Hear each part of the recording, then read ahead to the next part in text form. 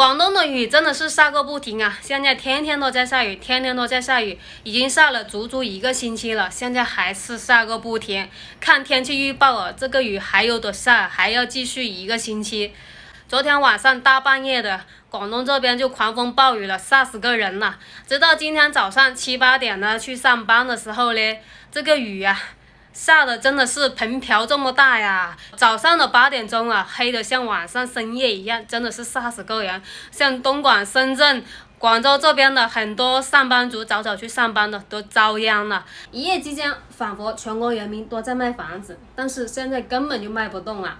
身边10个人有8个人都是在挂牌的，有一些地方一天新增挂牌3000套房源，挺可怕的。但是现在买房的客户呢，我们根本就找不到。有一些房子业主建价了几十万，现在依然是卖不掉，房子呢就越卖越多。这种状态要是搁置在5年前，你会相信吗？最近市面上出现了一种房子啊，就是房东为了快速抛售房子，与某些机构呢签订了独家代理和对赌协议。但是实话告诉你啊，这样的房子呢，其实是很难卖掉的，就算能成交，价格也是往往高出于市场价不少。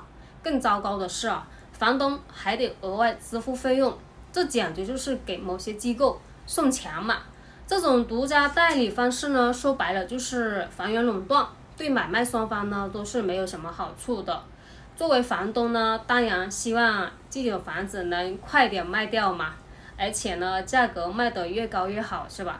但是呢，你签了独家代理，你的选择就会受限了，曝光率也会比较低，价格呢还可能会被机构操作。相反啊，作为买家，我们可能也会错过了更合适的房源。有朋友知道南京目前有多少要停止还房贷吗？最新的统计啊，本月已经超过了400套房子，业主不再还房贷了。目前南京的法拍房总数量已经超过了58000套，并且这个数字还在持续的上涨，形势越发的严峻。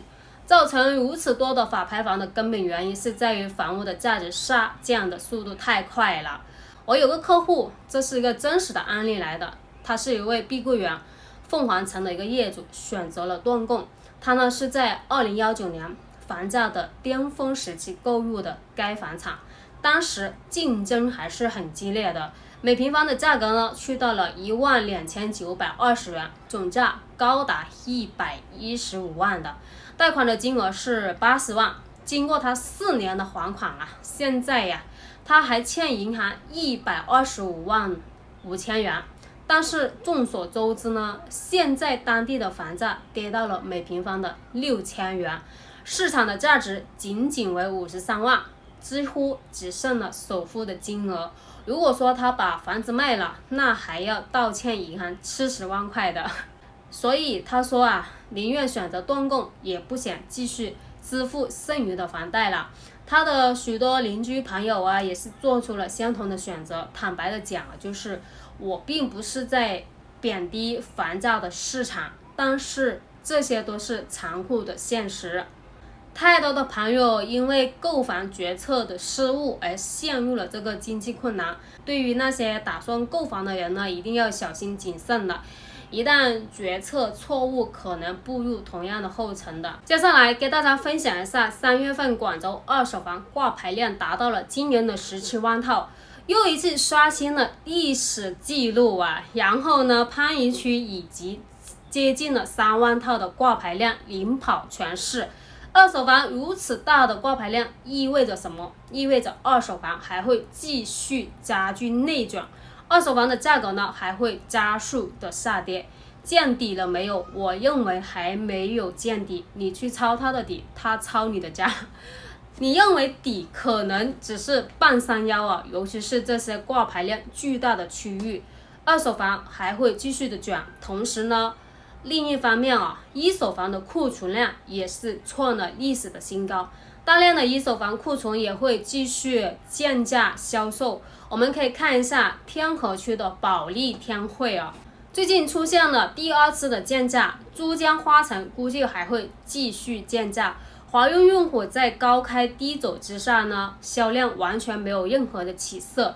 华润用户估计也会很快加入了这个降价的行列的，整个广州的一手房可能会全面的开卷。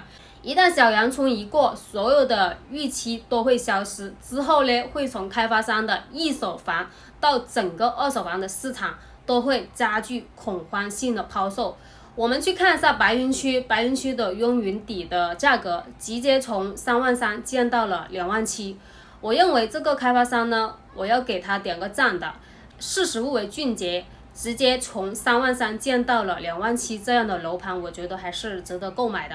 现在要买什么样的楼盘呢？就是好的房子，最损的价格谁降价就买谁，谁降价的幅度越大就买谁，价格越低就是越安全了。至于外围的话，我认为是不要急于出手的，尤其是像增城啊、番禺啊这种有天量供应的二手房的区域和天量旧改的区域，更加不要急于去买。增城一天一个价，一天一个价。我们可以看一下新塘附近的一些一手房啊，去年还卖25000呢，今年直接降价到18000，说不定再过几个月就会降到15000了。未来会不会降到10000呢？我觉得一切皆有可能的，旧改的房量太大了。我们再看看东莞松山湖的房子是从600万降到了280万，卖不掉，你敢相信吗？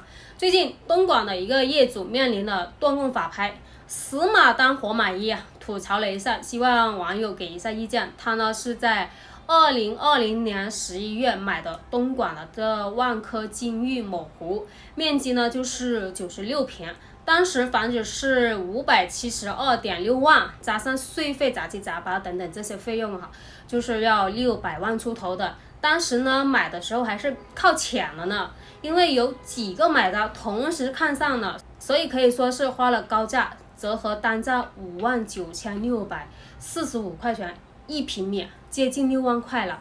本来想着这个房价未来可以翻一翻嘛，就赚一笔钱嘛，没想到砸手里了。现在280万也卖不掉啊，单价2.9万也卖不掉了。